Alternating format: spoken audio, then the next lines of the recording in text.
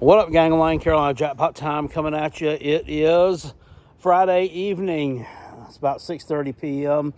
Getting ready to go eat some seafood and whatnot here in just a few minutes. Last night in Florida. I'm going to be heading home tomorrow morning about 6 a.m. So unfortunately, I'm going to miss the South Carolina versus Texas A&M game as far as from a live stream perspective goes. So we got some other Gamecock YouTubers out there. Old Twisted Rooster Man. I'm sure the Rooster Man will be live streaming that one. So go over there and join him for the fun. I'm not sure how much fun it's going to be. That's what I wanted to talk about here is that game. But hopefully we'll be home. The main reason for actually leaving here so early in the morning is so that we can get around Jacksonville before much traffic starts coming towards there for that game, because it's going to be nuts, even though we will be heading the opposite direction. Anyway, South Carolina versus Texas A&M. Not a lot to say here. South Carolina's lost its last 3 ball games. A&M's lost its last 2 ball games. Lost by, 6 points to Alabama, and lost by 7, 20-13 to the Crybaby Volunteers. The Crybaby Volunteers that we've talked about on Twitter all week, trying to come up with more and more evidence to support the conspiracy theory that South Carolina cheated in order to help Michigan eliminate potential college football playoff candidates last year. It's just so fucking ridiculous that here's the thing about that, though. I will say this, and people have asked me this on here too. Yeah, they said if Shane Beamer is guilty of that he accepted that game plan, those signals, whatever, to put on there, do I think that he's the man? No, he's not. And I feel like if he accepted those things, if he accepted some kind of money, some kind of bribe or something like that, or if anybody in the football program did it, then yeah, he deserves to be fired immediately without hesitation, because I am not a fan of cheating. I have beat my drum for years and years that Clemson was cheating, funneling money through that New Spring Church to buy players back in the day, which I still believe, because look at it like this, guys. Is it not strange that, maybe their recruiting hasn't really taken a dip or a nosedive, but ever since the transfer portal became really, really prevalent and NIL became a thing, which they pretty much refused to participate in, which we all know Dabo's not a big believer in, their program has kind of, I'm not going to say that it's hit rock bottom or anything, but it's gone down a notch or two. It's absolutely gone down a notch or two. So that's real funny, isn't it? Real funny.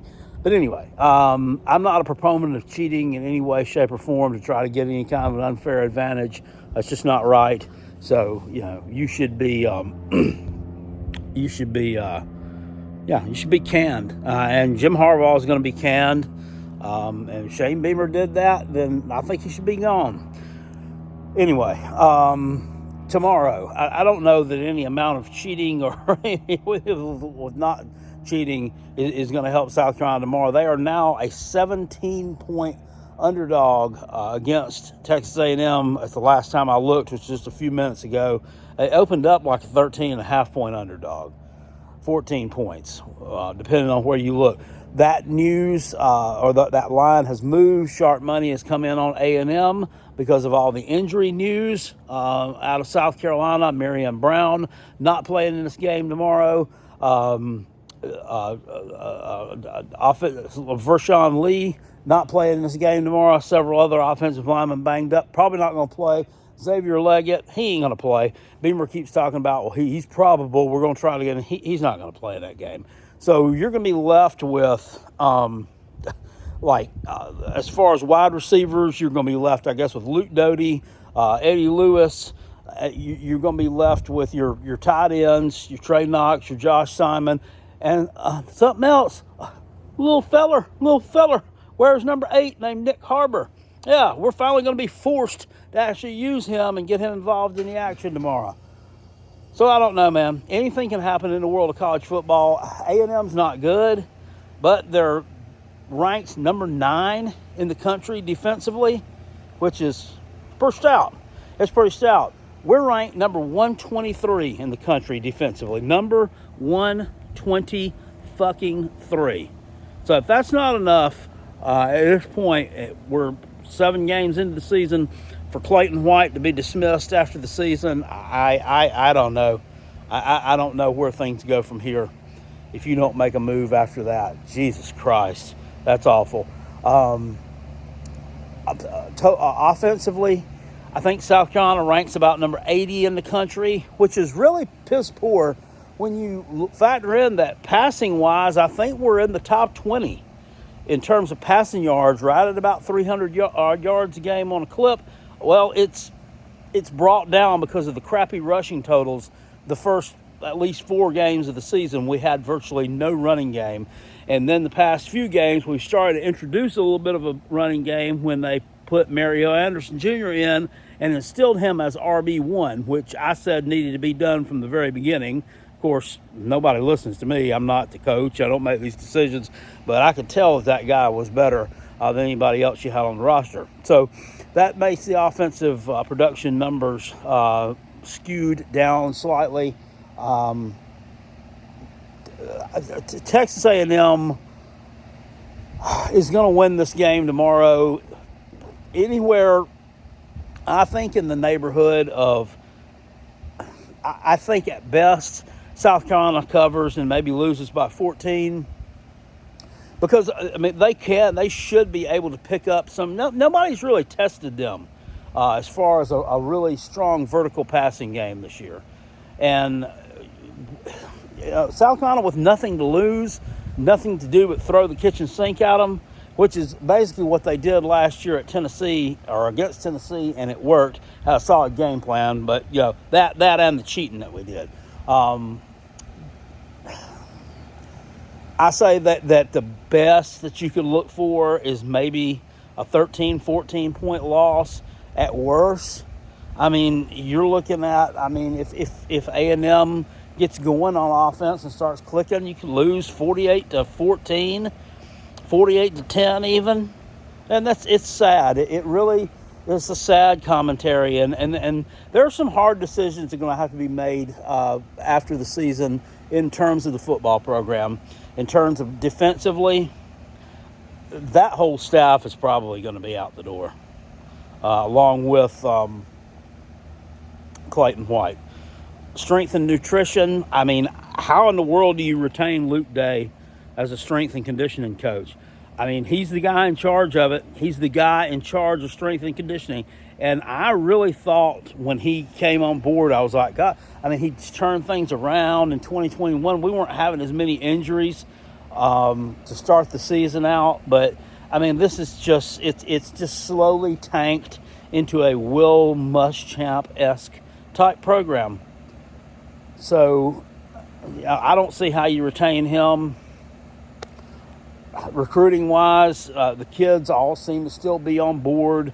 I talked the other day about crystal balls for Daniel Hill going to Alabama, which, whatever, kid. Do your thing. I mean, take the road most easily traveled, I guess.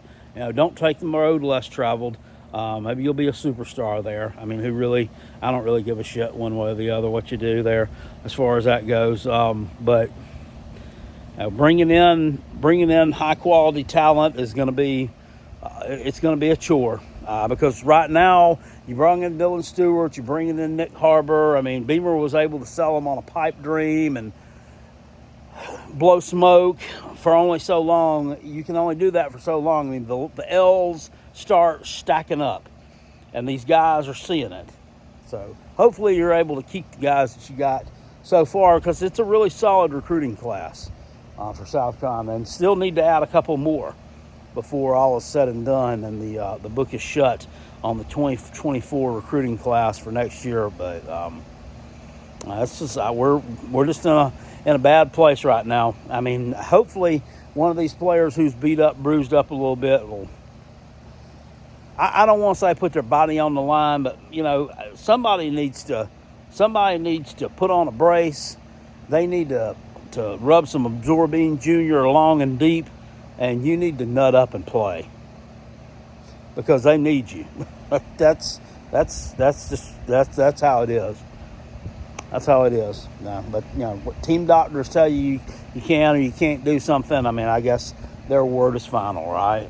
So, I don't know. But like I say, 48-14 at worst. That's not my prediction. I think South Carolina may actually come out and play a little bit better. Don't ask me why. I think it's insane, but they may play a little better.